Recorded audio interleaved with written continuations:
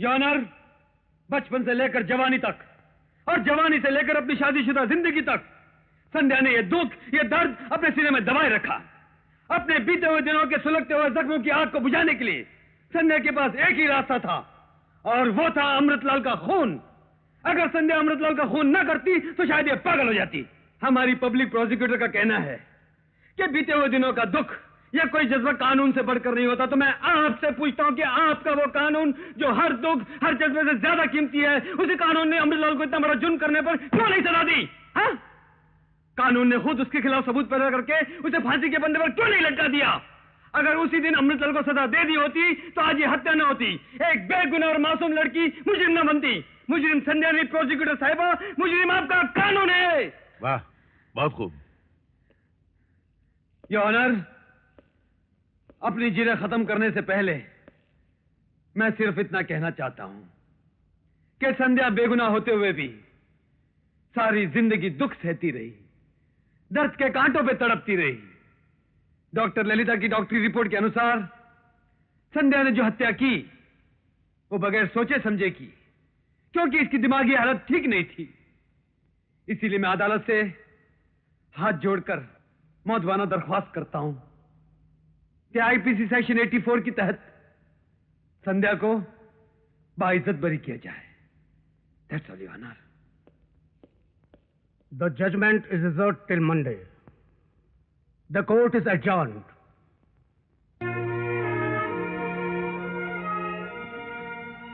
इस कत्ल के मुकदमे में दोनों तरफ के वकीलों ने जो सबूत, जो गवाह और जिस तरह की ठोस दलीलें पेश की हैं, उसके लिए मैं दोनों वकीलों को मुबारकबाद देता हूं। पब्लिक प्रोसिक्यूटर ने बिल्कुल सही कहा कि मुल्जिमा संध्या के बीते हुए दिनों के दुख भरे वाकयात जानने के बाद किसी भी इंसान के दिल में दया और हमदर्दी पैदा हो सकती है, लेकिन इस दया और हमदर्दी का असर अदालत के फैसले पर नहीं पड़ना चाहिए। दूसरी तरफ defence lawyer mister Vijay Kumar ने अपनी जिरह में यह बताया कि किस तरह बचपन में मुल्जिमा संध्या ने अपनी आंखों से भयानक वाकयात देखे जो उस 7 साल की मासूम बच्ची के दिल पर छाप बन के रह गए, और वहीं से उसके दिल में अमृतलाल से बदले की भावना ने जड़ पकड़ ली। इस लिहाज से पब्लिक प्रोसिक्यूटर की दलील फिर सही साबित होती है कि मुल्जिमा संध्या ने इस कत्ल का प्लान बचपन से बना के रखा था। लेकिन डॉक्टर ललिता की जांच और साइकियाट्रिस्ट की तशखीस से यह पता चलता है कि मुल्जिमा जहनी मरीज थी। उसने खून किया, लेकिन अपने होशो-हवास में नहीं, जुनूनी हालात का शिकार होकर, और अदालत डॉक्टरों की इस तशखीस और जांच से 100% मुत्तफिक है। इसलिए इंडियन पिनल कोड सेक्शन 84 के तहत यह अदालत मुल्जिमा संध्या को बेकसूर करार देते हुए बाइज्जत बरी करती है। Defence lawyer mister Vijay Kumar को कानून की मदद करने और एक बेगुनाह को सजा से बचाने के बदले मैं जाती तौर पे मुबारकबाद देता हूं। Congratulations mister Vijay Kumar. Thank you very much. I am very much honored by your kind judgment, sir.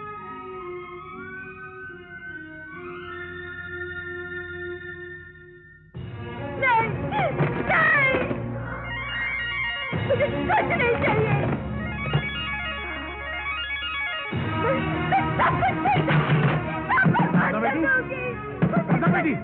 अरे क्या मदद बना है? मुझे ये वकालत नहीं करनी है। चौधरी साहब, विजय बाबू ने साधना बहन को तलाक का ही नोटिस भेजा है। क्या? हाँ, और इस वक्त वो संध्या के साथ कृष्ण के मंदिर में शादी कर रहे हैं। डैडी, नहीं बेटी, नहीं। मेरे जीते जी ये शादी कभी नहीं हो सकती।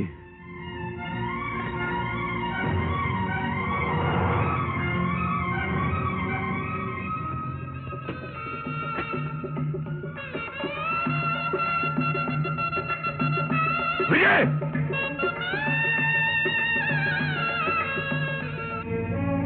विजय, जाओ, मुझे तुमसे बात करनी है।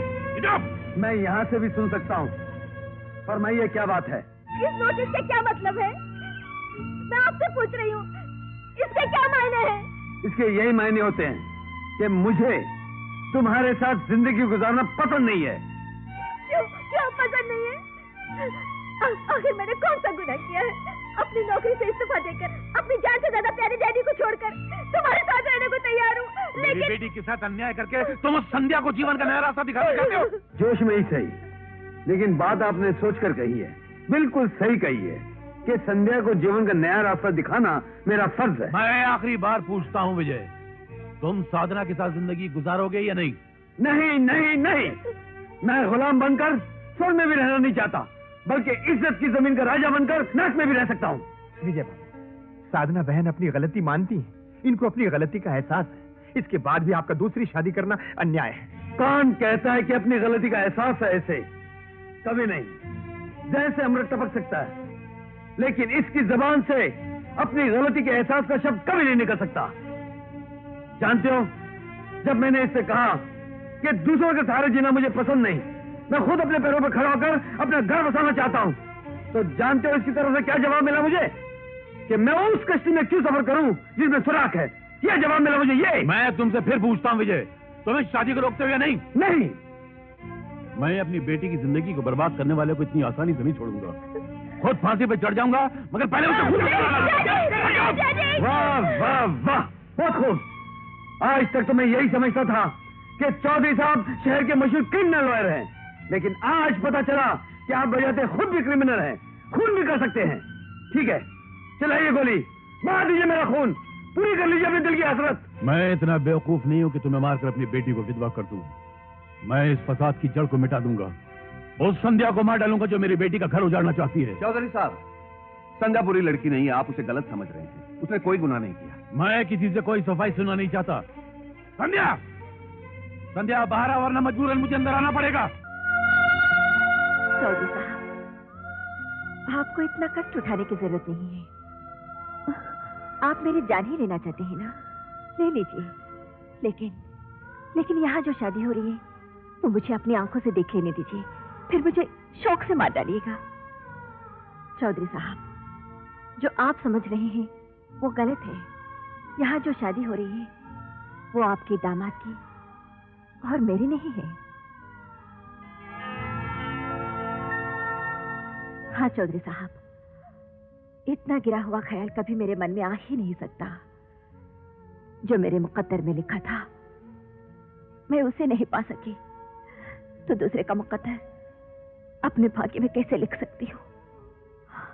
इस दुनिया में औरत के लिए मौत से बढ़कर भी सजा है, तो उससे उसका सुहाग छीन लेना। मैं इस सजा का दुख झेल चुकी हूँ, और भगवान न करे ये सजा किसी दूसरी औरत को मिले, और वो भी मेरे हाथों। विजय बाबू, बुजुर्गों ने कहा है मिलन जुदाई की शुरुआत है, लेकिन हर जुदाई पुनर्मिलन की शुरुआत होती है। ये मैं कह रही हूँ। विजय बाबू, आपको भी किसी से मिलना है? संध्या? हाँ विजय बाबू, लेकिन अब आपको मेरी एक पहली और आखिरी ख्वाहिश पूरी करनी पड़ेगी। बोलो संध्या, मैं जरूर पूरी करूंगा। विजय बाबू, विजय बाबू, साधना को माफ कर दीजिए और मुझसे वादा कीजिए कि कभी मजाक में भी इसका दिल नहीं दुखाएंगे। इसे स्वीकार कर लीजिए। इसके बहते हुए आंसुओं की जुबान कह रही है कि इसको आपकी जरूरत है, ये आपके बगैर नहीं जी सकती। हाँ संध्या, मैंने तुम्हें गलत समझा, तुम्हारे पवित्र मन को ठेस पहुंचाई। मुझे माफ कर दो, मुझे माफ कर दो संध्या। बेटी, तुम क्या थी और हम तुम्हें क्या समझते रहे? अरे ये मुल्क का इतना बड़ा वकील जिंदगी का मुकदमा न समझ सका। हम तुमसे हार गए बेटी, हमें माफ कर दो। चलो बेटी, आज मेरी एक बेटी विदा होकर अपने पति के घर जा रही है, तो दूसरी बेटी अपने बाप के घर जाएगी। चलो बेटी, अपने बाप के घर चलो। नहीं बाबूजी, इस दुनिया में प्यार और दोस्ती से बढ़कर भी एक चीज है, हमदर्दी। इंसान को तकलीफ में, दुख दर्द में हमदर्दी की जरूरत होती है। आज मैं अपने जैसे लाखों अनाथों की यही जरूरत पूरी करने जा रही हूँ। संध्या? हाँ विजय बाबू, संध्या चाहे कितनी ही खूबसूरत क्यों ना हो, उसे पश्चिम में डूबना ही पड़ता है। आप सब लोग आकर इन अनाथों को आशीर्वाद दीजिए। आइए आइए बाबूजी।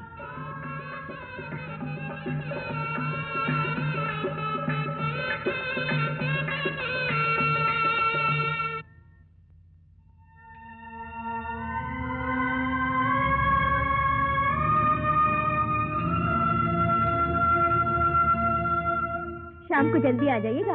अच्छा, तुम चाहती हो कि मैं शाम को जल्दी लौट आऊं? ओके, लाओ।